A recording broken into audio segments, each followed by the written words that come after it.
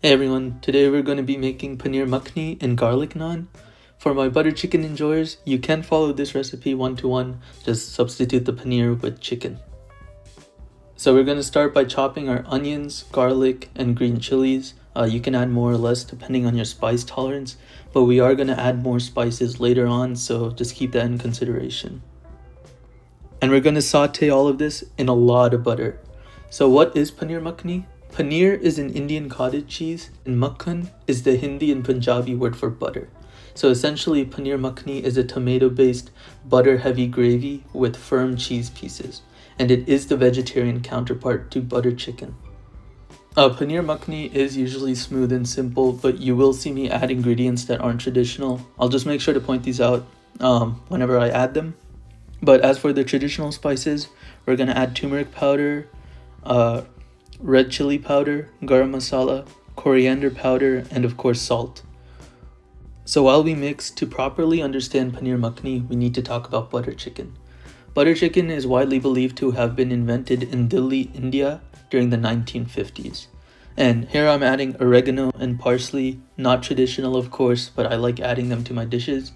But as I was saying, butter chicken was invented in Delhi during the 1950s at Moti Mahal by Kundanlal Gujral and Kundanlal Jagi. It was actually an accidental creation when the chefs mixed leftover tandoori chicken and tomato butter gravy. Now the gravy, which is a spiced mix of onions, garlic, and tomatoes like I'm cooking here, is a characteristic of Punjabi cooking. But the cooking method for the chicken comes from the tandoor, a clay oven that, according to historian Pushpesh Pant, has existed in the region since the Indus Valley times, so since 2600 to 1900 BC, and it was later popularized during the Mughal era.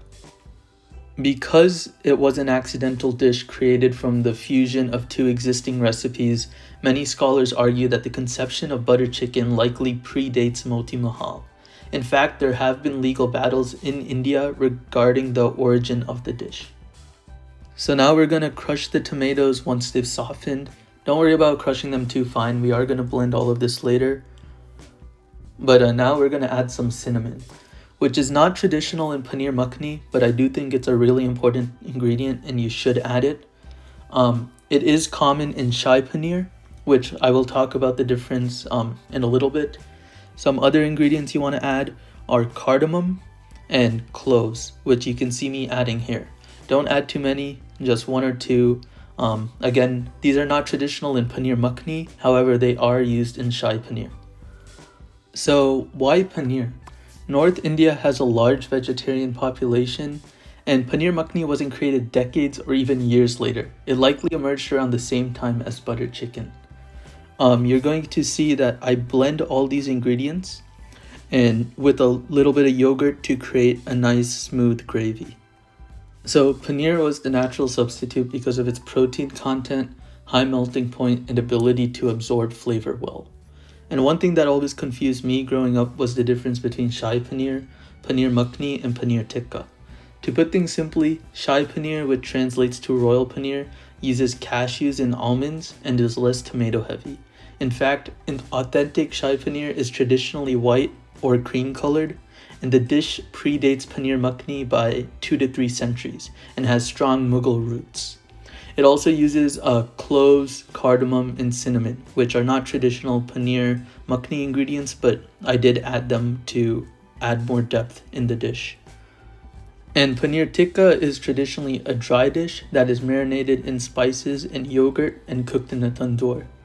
So to summarize, butter chicken and paneer makhani are modern restaurant inventions that are Punjabi inspired but were popularized in Delhi. And you see me adding more spices as I'm stirring. That's because I added yogurt when blending. So just test your dish and spice accordingly. So that's it for the paneer makhani. Now we're going to move on to our naan. You're going to add all-purpose flour, yeast, sugar to feed the yeast, salt, mix the dry ingredients, add warm water, mix, add a little bit more warm water, mix, and then you're going to add plain yogurt. And you're going to mix, and it's going to be a little bit disgusting, but it's fine. And You're also going to add some ghee, which is clarified butter. That'll just help keep things smooth. Yeah, and you're just gonna have to get your hands dirty for this, but once you finish kneading it out, you're gonna cover it up and let it sit for about an hour. I suggest doing this before the paneer. I'm just putting the clip afterwards to make it easier to follow. But anyways, let's talk about the history of naan now. Actually, before we get into that, you're going to see me absolutely struggle rolling and kneading this dough. I trimmed about 25 minutes of footage and sped up all the clips, and yeah, it was a struggle all around. Okay, anyways, let's talk about naan. Naan is the Persian word for bread, and it's a leavened flatbread traditionally cooked in a tandoor. It spread into the Indian subcontinent during the Mughal Empire, and traditional naan was eaten plain. It did not include garlic. Tandoori cooking was typically found in royal kitchens or urban settings. Everyday household breads were, and still are, roti or chapati. The dough is slapped onto the inner wall of the tandoor, which reaches temperatures well over 500 degrees Fahrenheit and cooks in 1 to 2 minutes. Now, as you can see, I do not have a tandoor, so I'm putting it on my stove top at max heat without any butter or oil.